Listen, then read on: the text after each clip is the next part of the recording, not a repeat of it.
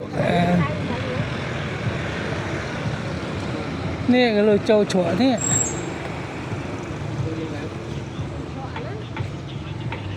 thì mình chùa á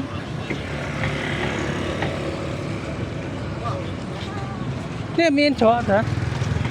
bây giờ làm mà làm đi mất nè đấy bây giờ làm nó chụp đi nè đó đấy châu chùa khá này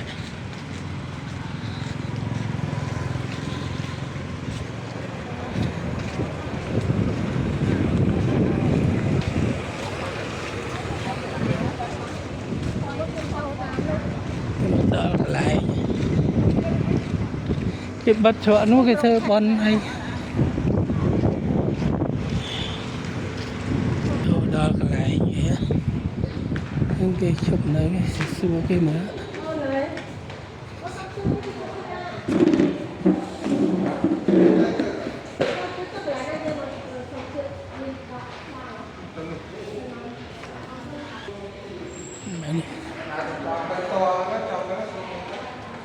to chọn trong chọn vùng spư mà hay là cái từ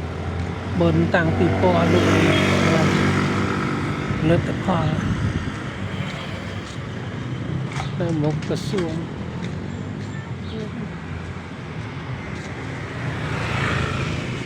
đây là po đó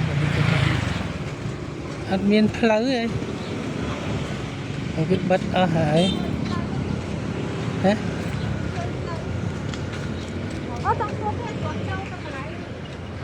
lô cả bộ